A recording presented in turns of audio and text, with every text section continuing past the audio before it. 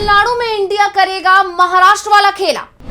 MK Stalin बनेंगे तमिलनाडु के CM. विजय साबित नहीं कर पाएंगे बहुमत। कांग्रेस एक बार फिर आएगा स्टालिन के साथ। तमिलनाडु में किसी भी दल या गठबंधन को बहुमत नहीं मिला है। टीवी के सबसे बड़ी पार्टी जरूर बनी है। 4 मई को विधानसभा चुनाव के नतीजे सामने आए हैं और जैसे ही नतीजों में यह साफ हुआ कि राज्य में किसी भी दल या गठबंधन को बहुमत नहीं मिल पाएगा, बीजेपी हाईकमान सक्रिय हो गया। टीवी के चीफ विजय तक मैसेज पहुंचाया गया कि एनडीए में आए, सरकार बनाएं और उसे आसानी से चलाएं। ना ईडी की चिंता, ना आईटी का झंझट। राज्य को केंद्र का भरपूर साथ मिलेगा और तमिलनाडु में डबल इंजन सरकार काम करेगी। लेकिन थलापति विजय ने साफ कह दिया कि वो किसी सांप्रदायिक दल के साथ तो सरकार नहीं बनाएंगे। उल्टा कांग्रेस से समर्थन मांगकर बीजेपी हाईकमान को सख्त मैसेज दे दिया कि बीजेपी के साथ किसी कीमत पर नहीं जाएंगे और इसके बाद बीजेपी शांत बैठ गई। लेकिन विजय की कुर्सी पर पेच जरूर फंसा दिया। वैसे अब राज्यपाल विजय को सरकार बनाने का न्योता दे रहे हैं, लेकिन विजय बहुमत साबित नहीं कर पाएंगे क्योंकि तमिलनाडु में भी महाराष्ट्र वाला खेल होने की तैयारी शुरू हो गई है। विजय के हाथ से सत्ता खिसकती दिख रही है, वहीं बीजेपी के हिस्से भी मायूसी ही आती दिख रही है। कांग्रेस के लिए यह कहा जा रहा है कि विजय के साथ रहने पर वो सत्ता में आने की तैयारी कर रही थी और विजय सीएम नहीं भी बन पाते हैं तो भी उन्हें सत्ता नहीं मिल पाती है, लेकिन कांग्रेस फिर भी सरकार में बनी रहेगी। तो चेन्नई में विजय के साथ होने वाले इसी खेल को लेकर आज हम अपनी इस स्पेशल रिपोर्ट में करने जा रहे हैं बात। नमस्कार, मैं हूं अंशिता।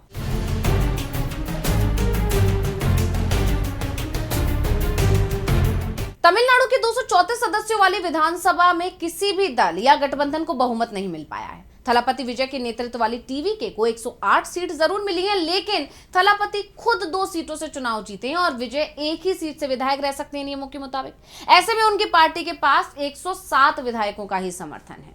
हाँ, कांग्रेस के 5 विधायकों ने उनको समर्थन दे दिया और इसके साथ ये संख्या 112 तक पहुंच पाती है, लेकिन तब भी वो सरकार नहीं बना पाएंगे क्योंकि बहुमत तब भी नहीं हासिल हो पा रहा है। अब वो सरकार बनाते हैं तो सबसे बड़ा सवाल ये होगा कि वो विधानसभा में बहुमत कैसे साबित करेंगे, क्योंकि बहुमत के लिए जरूरी संख्या से विजय के पास अभी भी 5 विधायक कम है और यह संख्या कहीं से भी पूरी होती दिखाई नहीं दे रही है, क्योंकि वाम दलों की तरफ से साफ कह दिया गया है कि वो डीएमके गठबंधन के साथ हैं। और इस बीच ये खबर भी सामने आ रही है कि एआईएडीएमके के विधायक सरकार में शामिल होने की तैयारी कर रहे हैं।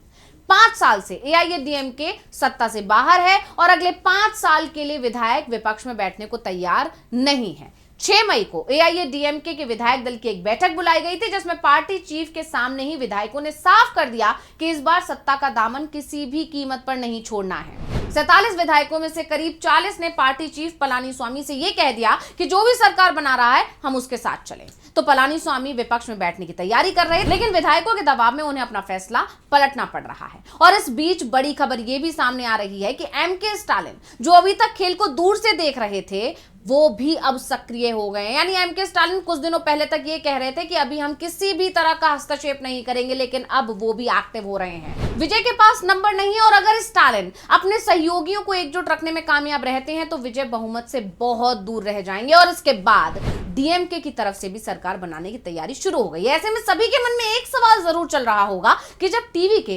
108 विधायकों के होने के बावजूद बहुमत का आंकड़ा पार नहीं कर पा रही थी, तो फिर डीएमके जिसके पास सिर्फ 57 विधायक हैं, उसके गठबंधन के पास विधायकों की संख्या सिर्फ 73 है, जिसमें से कांग्रेस के 5 विधायक तो पहले ही साथ छोड़ चुके हैं, वो टीवीके के साथ जा चुके हैं। तो फिर डीएमके बहुमत के पास कैसे पहुंचेगी? और इसका जवाब डीएमके के नेता ही दे रहे हैं, क्योंकि उनका कहना है कि जो खेल महाराष्ट्र में शिवसेना के साथ हो चुका है, वो ही खेल अब पलानीस्वामी के साथ होने वाला है। तो जब से खबर सामने आई है कि एआईएडीएमके के ज्यादातर विधायक सरकार में शामिल होना चाहते हैं, उसके बाद से ही डीएमके के चीफ एमके स्टालिन ने पार्टी नेता ओ पनीरसेल्वम को एआईएडीएमके के विधायकों को अपने पाले में लाने की जिम्मेदारी सौंपी। ओ पनीरसेल्वम विधानसभा चुनाव से पहले ही डीएमके में शामिल हुए थे और इससे पहले वो एआईएडीएमके में ही थे। जयललिता ने उन्हें 2 बार तमिलनाडु का सीएम बनाया था, जिसके चलते पार्टी में उनकी मजबूत पकड़ बन गई थी। और ये कहा जा रहा है कि एआईएडीएमके के 47 विधायकों में से करीब 44 विधायक ऐसे हैं जो ओ पनीरसेल्वम के संपर्क में हैं। ऐसे में अगर वो 44 विधायक एआईएडीएमके से अलग हो जाते हैं और डीएमके के साथ चले जाते हैं, यानी ओ पनीरसेल्वम के साथ चले जाते हैं, तब महाराष्ट्र जैसा ही खेल तमिलनाडु में पलानीस्वामी के साथ हो जाएगा। और सबसे बड़ी बात यह कि एम के स्टालिन आसानी से सरकार भी बना लेंगे, क्योंकि डीएमके अगर बहुमत के करीब पहुंचती है तो कांग्रेस एक बार फिर से पलटी मार जाएगी। वैसे भी कांग्रेस ने तमिलनाडु में विधानसभा का चुनाव डीएमके के साथ मिलकर ही लड़ा था और उसकी विचारधारा भी डीएमके से ही मिलती है, इसलिए कांग्रेस और डीएमके आसानी से फिर साथ आ जाएंगे। 45 विधायकों का साथ मिलते ही डीएमके गठबंधन बहुमत का आंकड़ा भी पार कर जाएगा। डीएमके गठबंधन के अंदर इस बात को लेकर चर्चाएं भी शुरू हो चुकी हैं कि एम के स्टालिन एक बार फिर से राज्य के सीएम बन सकते हैं, लेकिन सरकार बनाने का दावा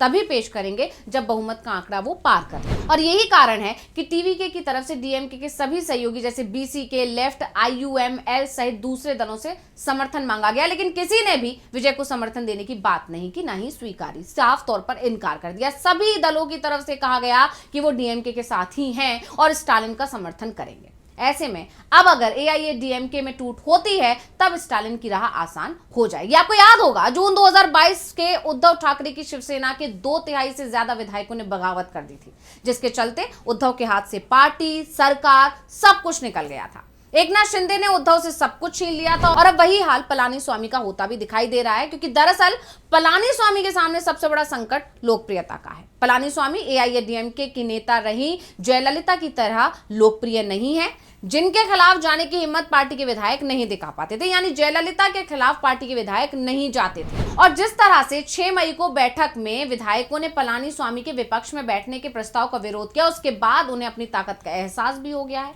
और इन सब के बीच जैसे ये खबर सामने आती है कि एम के स्टालिन भी अब बहुमत के लिए नंबर गेम में शामिल हो गए हैं, ई पलानीस्वामी ने अपने विधायकों को पुडुचेरी भेज दिया, एक रिजॉर्ट में वहां रखा गया है। हालांकि पार्टी की तरफ से यह कहा जा रहा है कि ये बातें सिर्फ अफवाह हैं, विधायक कहीं नहीं गए हैं, वो चेन्नई में ही हैं, लेकिन कुछ विधायकों के पुडुचेरी जाने की बातें जरूर सामने आ रही है। दरअसल ईपीएस की तरफ से यह कदम इसलिए उठाया जा रहा है कि कहीं उनकी पार्टी में भी कोई शिंदे सामने ना आ जाए। ईपीएस किसी भी सरकार को समर्थन देकर अपने पैरों पर कुल्हाड़ी मारने को तैयार नहीं दिख रहे हैं, इसलिए एआईएडीएमके फिलहाल विपक्ष में रहकर खुद को मजबूत करना चाहती है। पार्टी को डर है कि अगर उसने टीवीके को समर्थन दिया तो उसकी राजनीतिक जमीन और कमजोर हो सकती है। जयललिता की विरासत वाली पार्टी के लिए यह अस्तित्व की लड़ाई भी बन चुकी है, लेकिन विधायकों को संभालना पलानीस्वामी के लिए आसान नहीं है, खासतौर पर तब जब सत्ता के लिए विधायक पहले से ही बगावत के संकेत दे रहे हैं। ऐसे में अगर एम के स्टालिन एक बार फिर से तमिलनाडु में सरकार बनाने में कामयाब हो जाते हैं तो ये कोई बहुत बड़ा उलटफेर नहीं होगा।